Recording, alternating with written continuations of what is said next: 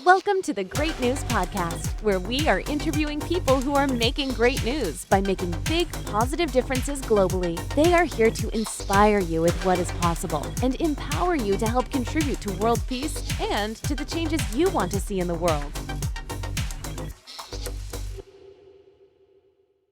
Hello, I'm Rico Cavella, creator of the Ageless Living Lifestyle. If you are concerned about premature aging and you want to avoid disease and old age, and you want to live a more healthy, energetic, and vital long life, I have proven solutions for you. So number one, go to agelesslivinglifestyle.com and take our aging quiz to see how well you are doing.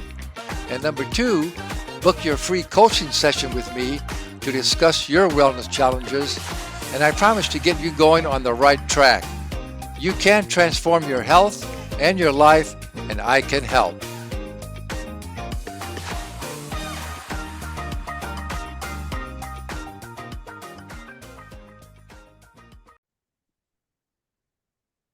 Hello, this is Rico Cavella, and this is your Fearless Aging Podcast, where in every episode, my guests and I, we strive to offer you proven tips and strategies that will immediately improve your overall health and well-being.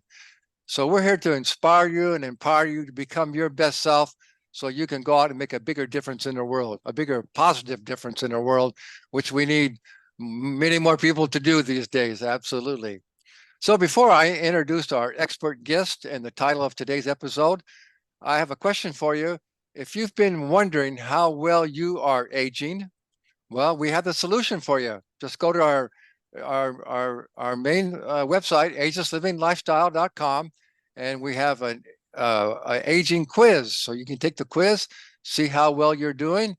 And if you're not too happy with the results, I offer a free coaching session. We can talk about all your challenges, and I'll help to get you on the right track. So go to agelesslivinglifestyle.com and take our aging quiz. All right, so the title of today's episode is The 5 Truths of Transformational Wellness and Holistic Healing. And it's based on the new book, Timeless Youth. And our guest and the author of Timeless Youth is Dr. Jeff Crippen. He's a chiropractor, author, nutritionist, and health coach who enjoys helping others unlock their true potential. For the past decade, Dr. Jeff has helped clients both through chiropractic care and nutrition at his wellness clinic in St. Joe, Texas, as well as through individualized mindset coaching with the Advanced Coaching and Leadership Center. He is also the published author of Timeless You, which contains the 5 key principles that his practice and his life are built on, and that's what we're going to talk about today. So, Dr. Jeff Crippen, thanks so much for being here. Awesome, thank you. It's a pleasure to be here, Rico. Thank you. Yeah, it's a pleasure to have you. So, let me just ask you. I actually, in your case, it's pretty obvious. I mean, you're into being a healthcare provider and a chiropractor, so that's what your goal is, to help more people. But how did you come to decide that you wanted to write the book? Yeah, so that's a great question. I really appreciate you asking. And kind of my story, I had no interest in ever being a doctor, much less writing a book. Oh. So my journey started when I was about 6 years old, and I started to get headaches. And this may be something some of your listeners can relate to. And you go to a doctor, and they tell you to take. Or my parents took me to a doctor at that point in my life, right? But the doctor tells you to take, hey, try some baby Tylenol or baby aspirin or children's Motrin. And you start taking that. And then I still had headaches. So you go back to the doctor, and then they tried some stronger drugs. And, so we started getting some ibuprofen and some prescription drugs. And then a year or two into it, I'm still getting headaches, and I'm still taking the medication, taking something every 4 to 6 hours, and the headaches are getting worse and worse. So, then they decide, hey, let's, progressively worsening headaches in a child that don't respond to pain relievers. That's like a potential red flag situation, being like, hey, danger here, right? It could be cancer, could be a growth, could be an infection in the brain, something like that.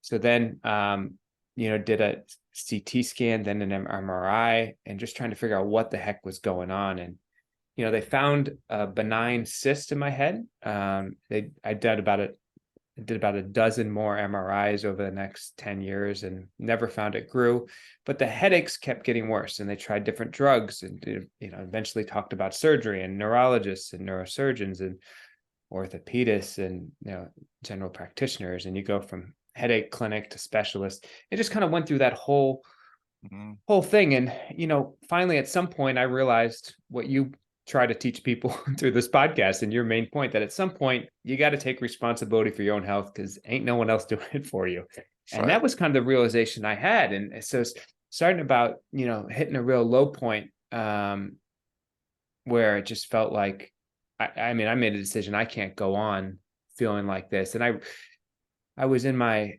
mid-teens, so I didn't know exactly what that meant, but I knew that what I was doing wasn't living. Whatever living was, and this was probably in the midst of having a headache for about 2 years. So every moment, every day for 2 years. And it's just like, so when you decide you can't go on, there's a couple different options. You can either succumb or you can try to grow through it. And so that's what I did. And, but I didn't know it at the time. I just decided I couldn't go on.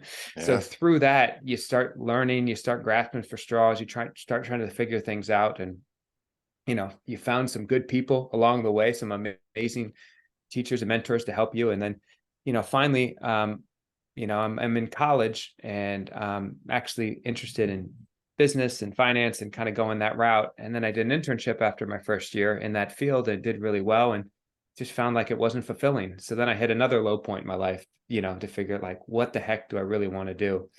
And then I decided I wanted to help people, because there's a lot of people, who were like me or, who were sick and suffering and grasping for straws and couldn't find what was really going on in their life. So that was the genesis of becoming a chiropractor and then naturopath. And then through that, I realized I really wanted to help more people beyond who I can see in the office and how much reach I can have there. And one of the ways I saw to do that was write a book. And like we were talking about just as we began, it was like, I wrote this book for the people like me when I was growing up, or for my parents, or for the woman who has, chronic fatigue or tired, or their blood work looks fine and they've gone to 3 different doctors and they're just told it's all in your head, or we can't find anything wrong, or, everything looks okay, we'll see you in 6 months. Right. Yeah. And they're still suffering and struggling. And, deep down, something's not right.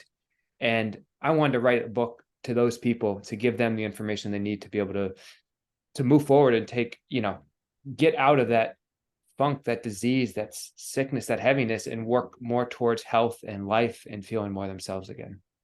Yeah, that's so good. Well, what comes to mind from your story is, how there's a saying that our challenges turn out to be truly our blessings. Yeah. But why some people have to struggle like you did so much, but that was your calling. Because of that, you became who you are today, and so that you were able to write this book, and also you're dedicated to help other people. And it's kind of unfortunate that you had to go through all that pain, but for some reason that was what was meant for you. But now it took you to where you are today, so it turned out to be a blessing for you in that regard. So I think if we can look at that, no matter what our challenges are, if we can look at it in that way and come through it like you did, and now do what you're offering, that's why we're here. That's what life's all about. And I agree with you 100%. If somebody would have told me it was a blessing, Yeah. in the throes of it, it would have been a little Yeah. harder to hear, but it's funny to hear you say that, because I agree with you 100%. And it's through that stress and through that difficulty that it's an opportunity also for us to grow through it. And, I remember even as a kid, my mom would always say something good was going to come from this. And that was in between tears, maybe her tears, maybe my tears, depending on the day. And, my dad and my sisters, they were all there as well. But it is an opportunity.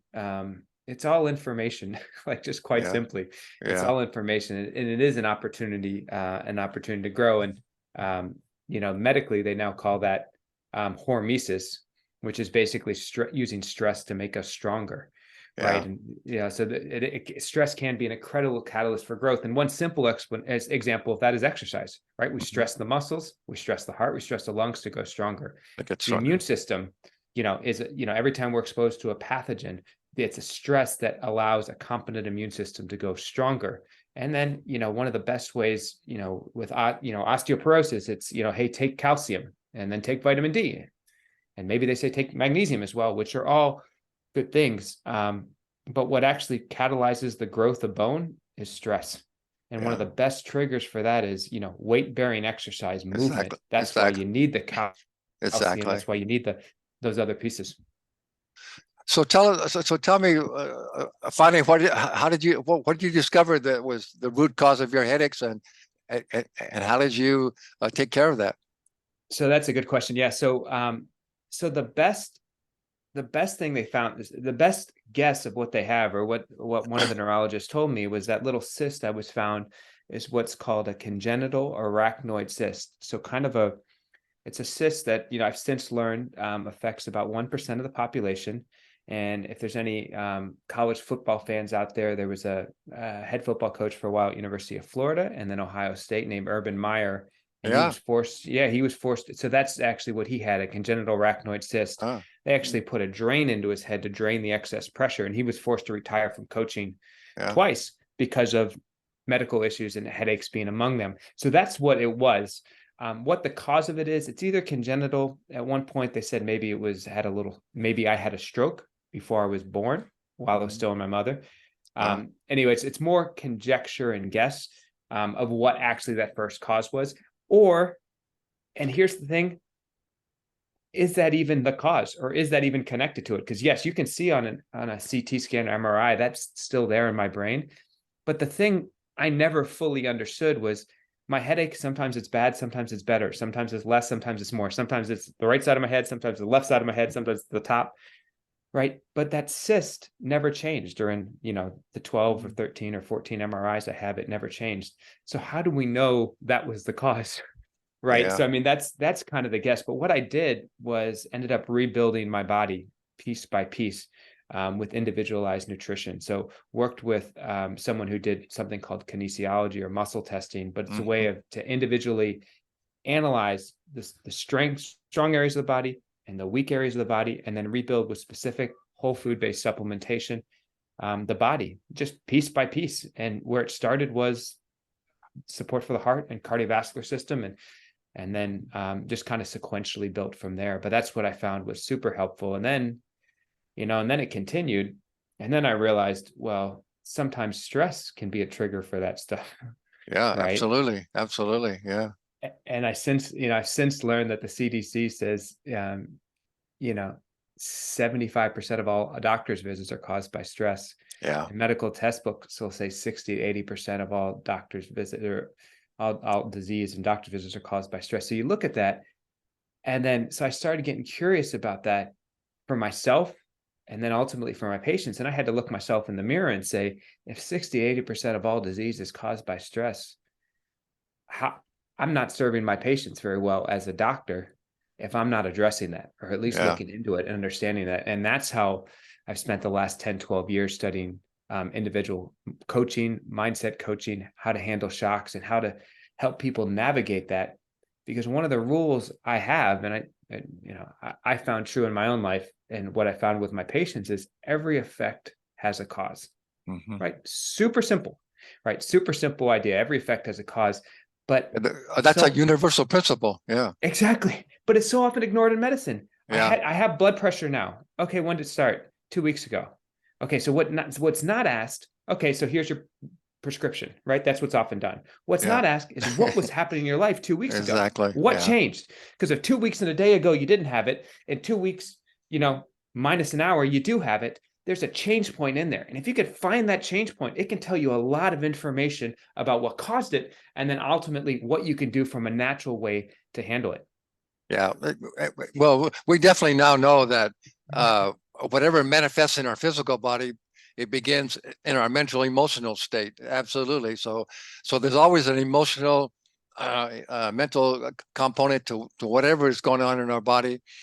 And then also, I want to ask you, with the muscle testing, were you able to ask your body can tell you a lot of information about it? So were you able to get some information from your body by muscle testing of what some of the cause was? So I was seeing a practitioner. So I first saw a practitioner who did muscle testing when I was 13 years old. And the first organ that showed up was my heart and needing digestive support. Yeah. So that was the first domino that I think fell for me. And I 100%. And so that was, you gave you gave the analogy of stress, or something starting in the physical, or starting in the mental, emotional, spiritual world and manifesting in the physical. And Yes. I think that is 100% true. The analogy I like to think around that is, I like to think of our body like ocean, like a boat, and stress like waves in the ocean. So the bigger the stress, the more battered the boat gets, right? Or the bigger the stress, the more battered our body gets. So there's two ways to handle that, right? We can do one of two things. We can either calm the seas through prayer, through meditation, through individualized mindset coaching, through presence, and practicing present time consciousness. You can either calm with gratitude, you can calm the seas, or you can make a stronger boat, right? And that's what the good nutrition is. Yeah. So from strengthening the boat, I was working with a practitioner, starting with the heart, rebuilding the body step by step. And then I had probably a 15-year journey into calming the seas, right? And understanding what are those underlying emotional, spiritual, emotional, mental causes that were triggering that. Einstein once said, one of the chapters in the book is called the quantum principle, as from quantum physics. And Einstein is famous for saying the field is the sole governing agent of the particle. Okay, so what does he mean when he say that? Well, when you look at a particle, it's actually the reflection of the field of energy around it. And I think that's exactly what I'm describing and what you're describing right there when you say stress. What starts out in the spiritual, mental, emotional world manifests in the physical world. And I think that's 100% true. In other words, everything is connected. Everything is connected. All of our thoughts, our beliefs, our worry, everything is energy, and everything has an effect on everything else. And that's that's a message that more and more people need to understand, how we're creating most everything.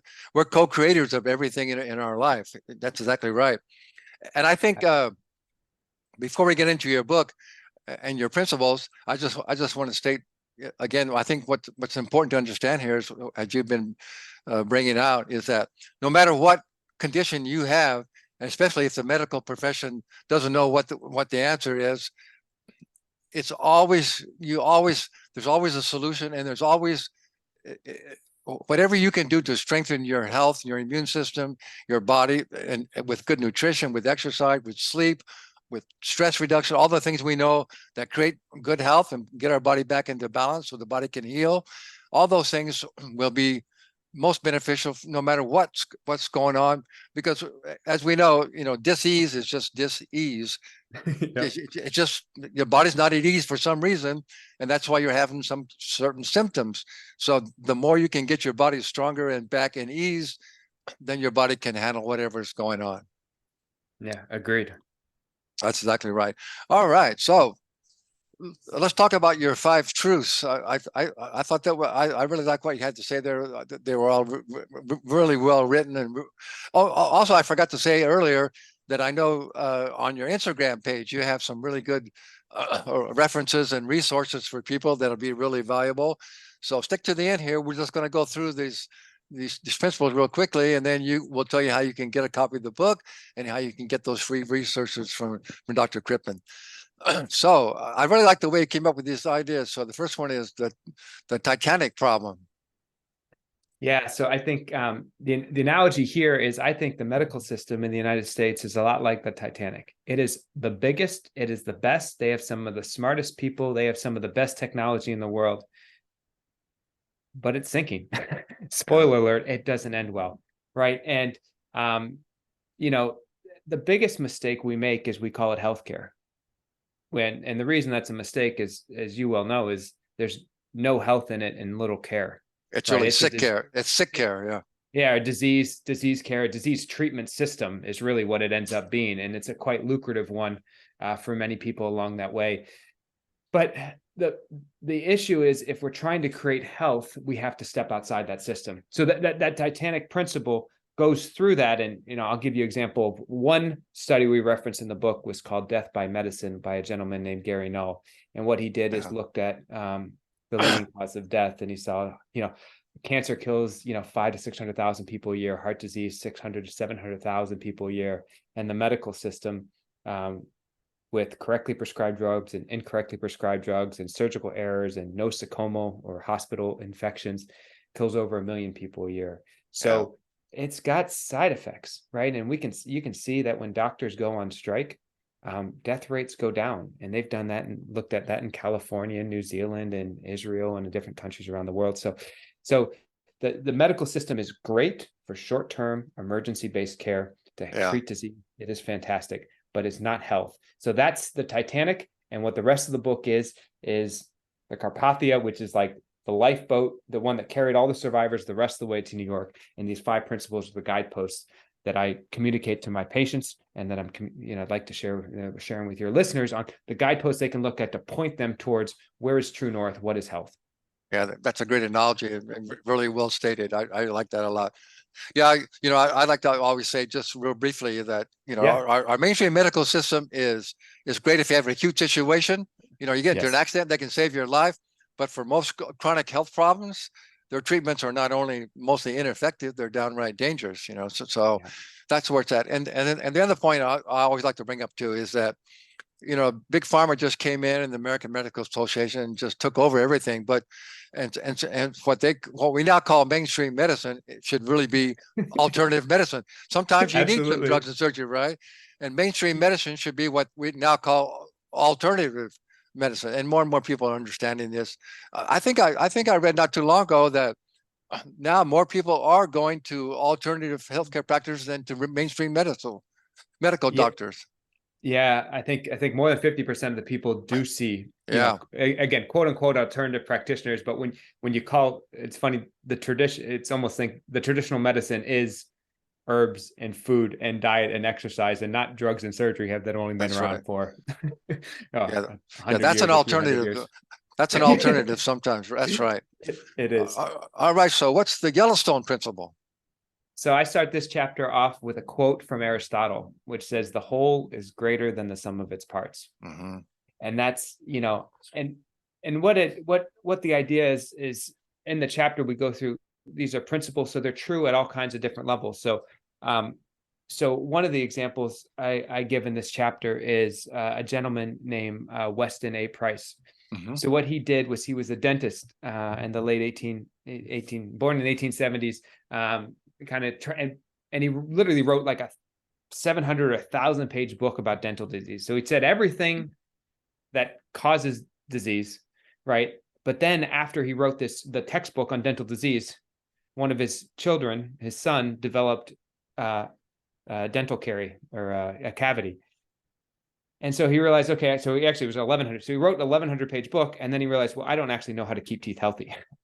So then he spent the next, decade or two traveling the world, studying, trying to find what would it take, what is health, and how do you create healthy teeth. So what he found is people who ate their native diets, which ends up being based on whole foods, which is how we get to this holism principle, ate whole foods, had lived much healthier lives. But specifically, and then he looked at their children as they started to go off into cities or take jobs and eat more of refined food diet that was possible even in the 20s and 30s. And he found the incidence of dental disease went up 3,500% in the children who stopped eating that diet. So what's the lesson? The lesson is don't look at the teeth necessarily, but it's the same for the teeth. It's the same for the heart. It's the same for the kidney. The more we look at the whole, the healthier we can be. So that's true for teeth. That's also true for foods, right? So if we look at the more fractionated, refined the food is, the more dangerous it is. And the most striking example of that is, I think, everyone on here can agree, refined sugar is dangerous and bad. And, the average American's consuming 150 plus pounds of it per year. So that's a problem. And we can talk about diabetes and heart disease and inflammation and all of the sequelae, feeding cancer, that come from that. But if you find sugar in its whole form, it's in sugarcane. So what do we know about sugarcane? Well, we know it's 90% fiber, which blunts the effects of sugar on the body and spiking blood sugar. It has a lot of zinc, which is the key mineral you need to make insulin. It has B vitamins in there, which are the key nutrients you need, the key vitamin you need for the metabolism of sugar to turn into energy. It also has manganese and magnesium. So it has all these other nutrients in there that, so when you find it in nature, it's like nature or God created that food with everything it needs to make it work. Yeah, I know. They say indigenous people just get sugar cane. They chew on it all the time, and it doesn't give them any cavities or any teeth problems. Yeah. Yeah, exactly. And it would take a while. I mean, it takes a while to eat. There's no way you could possibly eat a half pound of sugar a day. Yeah. You'd be chewing through 5 pounds of sugar cane to get to that much. So yeah. So that's another example of that principle of whole is in there. The whole is greater than the sum of its parts. Yeah, it's all about eating whole foods. Yeah. I'm real familiar with Western Price. The Price Pottenger Institute's here in San Diego. Okay. Yeah, absolutely. Yeah, that's some good stuff. All That's right. awesome. So chapter 3 is the Model A principle. So this is one size does not fit all, right? So the Model T was the car that revolutionized the automobile industry in the United States, and Ford was built on it. So it was you could famously have a Model T in any style or any color you want, as long as it's exactly the same as all the others, and the color was black. That's right. Right. So it was based on limiting choice to maximize production and speed of production. Well, eventually there was a competitor at this time, General Motors, and they had a different strategy. And they said, we want a car for every purse or every budget and every purpose. So they had a whole bunch of different cars. And what ended up happening is eventually the consumers started to take a preference on that, and the Model T went down and it was replaced by the Model A. So what was different about the Model A? The customers were given choice. Ford listened to his customers. He listened to his salespeople and incorporated all of that, recognizing that one size does not fit all for cars. And now we look on the road today and there's cars in every shape and size, right? So how do we do that with diet? So a lot of medicine is created as an assembly line, right? You're in and out of your doctor's office, maybe 5 minutes, maybe 3 minutes, maybe 7 minutes, right? With insurance, it's often just go and kind of assembly line medicine, which only works if you assume every patient is the same, right? You can't do a patient visit in 3 or 5 or 7 minutes if you recognize their uniqueness. You have to assume it's one size fits all. But the only problem is it's not. Some people are tall, some people are short. Some people are bald, some people have hair. Some have big feet, some have small feet, right? These are simple examples, but you can look on the inside of the body. There's dozens of configurations of the arteries of the heart, right? The stomach can vary in size 3, 5, 7x person to person. There's a principle called biochemical individuality. Right. And that shows that individual nutrient requirements can vary 75 or 100 times from person to person. So the amount of B vitamins you need versus what I need can be drastically different. Exactly. If you can't ignore that and create health. So you need to understand this, meaning the listeners, and it's super helpful if you work with a healer or a practitioner or a doctor who understands those principles. Because if you want to create health, you have to follow those principles of health, and you have to recognize that one size does not fit all in creating health. Yeah, and that's why all these fad diets, there's no one diet that's going to work necessarily for you or for anyone else, or for maybe a few people. But so you've got to develop your own diet, what works specifically for you. That's exactly right. And you're right, because just to go back to what you said on Weston Price, that's what he found. He found, traditional diets all were incredibly beneficial and had 2 to 10 times the recommended nutrients we need. Where the standard American diet had like less than 1/10 of that. But the Inuit up in Alaska eat a very meat and animal product centric diet. High fat, yeah, exactly. Very high fat. Where the Maasai and some of the agricultural tribes in Africa eat very differently, and you go to the highlands. So you eat all over the world is these vastly different diets. They don't follow a simple rule. They don't all fit in a magic diet, and none of them, as far as I can tell, were reading magic diet cookbooks, 100 years ago. They just kind of figured it out because they ate what was local and what was there. I think that's just an important point to understand. Yeah. What Price found out too was it didn't matter if the population was on the coast and they ate a lot of fish, primarily, or if they hunted and they ate animal products, or if they were farmers, they ate vegetables, they all, no matter what, like you say, as long as it was in a natural whole state and it was indigenous to their area, they were healthy. So that's why I've always believed that. I mean, now some people can do well on a vegetarian diet or even a vegan diet. But to me, I think that's too limiting. I think it's more of a balance of all whole foods can be better for most people, but you have to determine to see what's right for you. But there's no one extreme diet that's definitely going to be good for maybe some people, but not for most people, I think. Yeah, for sure. And that's that Model A principle. Exactly. Absolutely. All right. Chapter 4 is the quantum principle. So we touched on this a little bit. And that subtitle I used for this one is the power of nothing, but I wrote it the power of no hyphen thing, right? Because we look at, you know, the universe, the physical universe is built out of atoms, right? Mm-hmm. This walls seem solid, right? Doors seem solid, right? But and it's all made out of atoms, which are the basic building block of the universe. But what we now know, thanks to the quantum physics, and is the atom is 99.9999% empty space. So as you said, everything is energy, right? That's what you said earlier in this interview, and that's 100% right. So we need to recognize that when we create health. And for some people, that may seem a little woo-woo, and that's okay. But actually, if we look at it from another point of view, that's recognized in medicine right now. There's something, CT scans, they work by using X-rays, which is energy. MRI machines work with magnets. If anyone's ever had an EKG on their heart, they're looking at blips. Those blips are the electricity of the heart. They're looking at the action potential. So, and if you don't have any energy in your heart, you got problems, right? So the body actually runs on energy. And so we can understand that. And one more example that they use in medicine is there's a procedure called lithotripsy, which is basically how you handle a kidney stone, or one way to handle a kidney stone.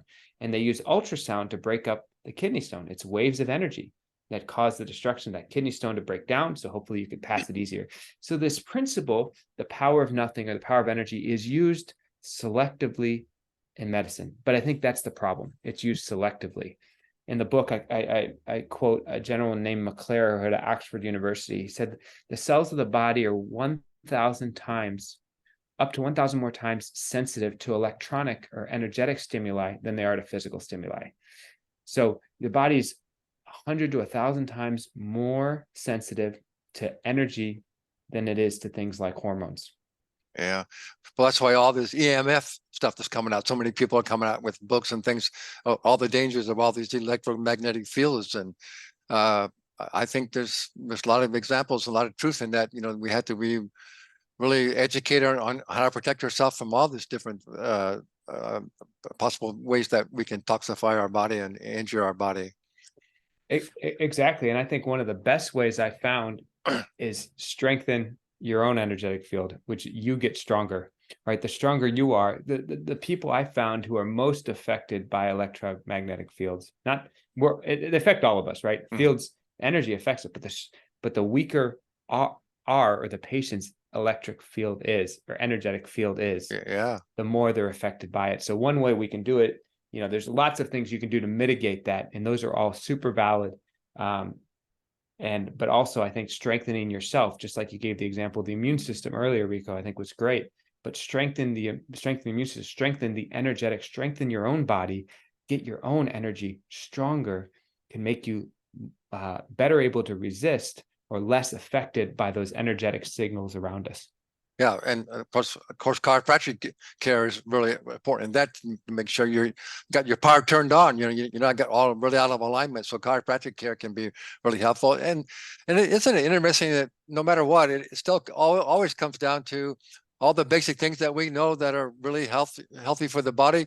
Also, it raises our vibration, raises our energy field, getting enough sleep, eating whole foods, reducing stress, getting proper exercise, having joy and fun in your life. All those things raise up your energy field. Yeah. Oh, absolutely. Absolutely. Quantum principle. My understanding of what quantum means is it means multidimensional. That's what the universe is all about. It's multidimensional, and there's so many things yet that we haven't discovered. We're still living pretty much in a 3-4 dimensional world, but the universe is quantum. It's just there's multi different dimensions that we still need to learn how to understand and to go with that flow of those multidimensionals. All right, so it comes down to chapter 5 is the Olympic strength principle. Oh no, the 6 actually. Okay. Yeah, so that Olympic strength principle, it actually tells I begin the chapter with the story of the Olympic. So the Olympic was a sister ship to the Titanic. So the Titanic actually had 2 sister ships. Oh. One of them was the Olympic, and what happened is the Olympic got in an accident, but it didn't sink. It actually survived. So the question is why? And what happened is they learned through the Titanic about the weaknesses of that ship, and they learned about the weaknesses in the hull. They learned about obviously the error of not having the right lifeboats on there. They learned about some of those weaknesses, and they actually used that to add a double hull to the Olympic and to make some other changes that allowed the Olympic to sail for over 30 years. So the question is, how can we use stress? And this is kind of what we were talking about earlier, Rico, about hormesis. How can we use stress to make the body stronger? Mm-hmm. So we go through a lot in this chapter of exactly how someone can use the stress of life not to be a negative, but to actually make it more of a positive, and how you can use that to actually go stronger. Yeah, that's so good. It just kind of came to my mind. I don't know if this is really a good analogy or not, but the whole titanium principle is that they thought that they built this thing so strong and so perfect that nothing could harm it, and they weren't worried about anything. They could just go do anything. And so I don't know why, I just had the thought that maybe that's what a lot of people think. Oh, I'll just go to the doctor, I take these drugs, and no matter what, the doctor will take care of me, and I can take some drugs and I'll be safe. Instead of realizing that you better get your body healthy. If you don't take care of your health, there's no drugs or no any kind of medical procedure is going to save you or keep you alive. I think that's such a great thought. I'm so glad you said that and picked up on that, because the biggest mistake with Titanic wasn't the weak hull. It wasn't not having enough lifeboats. It wasn't that maybe there was a fire before it was gone. In the book, I go through a lot of the explanation. It wasn't that maybe the binoculars were locked in a supply closet. There's lots of theories of why the Titanic sunk. The biggest problem was the misperception that it was unsinkable. Overconfidence. Yeah, exactly. It was a misperception that it was unsinkable. And yeah. I think that is exactly the analogy I want your listeners to understand about health. The biggest problem with medicine, it has the best technology. It has some of the brightest doctors. It has some incredible research, but with a single misperception of not understanding what health is, it's just not going to work. Right. And that's not my opinion. That's medical doctors on the inside. Right. That's written. Barbara Starfield wrote about it in the Journal of American Medical Association. Gary Null talked about death by medicine, but you don't have to read anything. You just talk to your friends.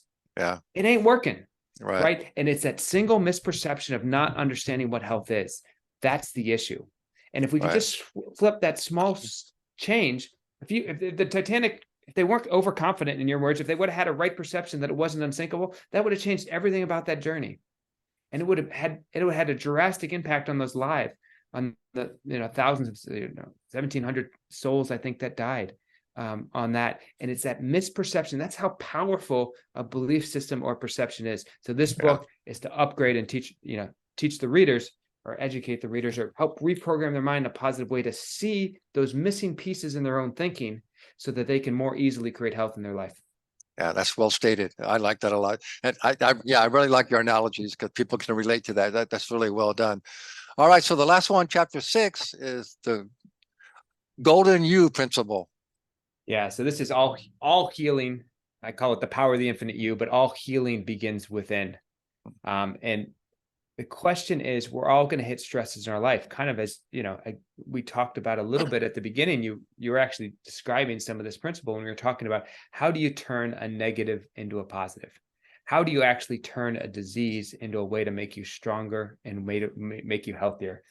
And what that can be is sometimes those this ease, as you correctly say, that lack of ease can be a window and can be an opportunity to actually help you Yeah. go stronger and Yeah. grow through that challenge instead of being beat down and stuck in it. And that's the golden you principle. Yeah. Yeah. That's so good. That is so good. You know, I have a favorite saying is that life doesn't happen to you, it happens for you. If you can just keep that in your mind, that everything Yeah. is life is all about lessons. You know, Yeah.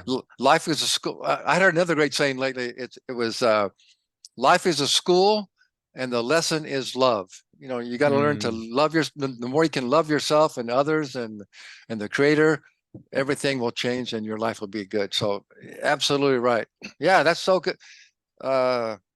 Jeff, I really like what you put out. I really I appreciate your offering. You're just going to help. You're helping a lot of people out. And I appreciate that. That was so good. So what would, to sum it all up, what would be the number one thing you want to tell our listeners that they can go out right now today and do?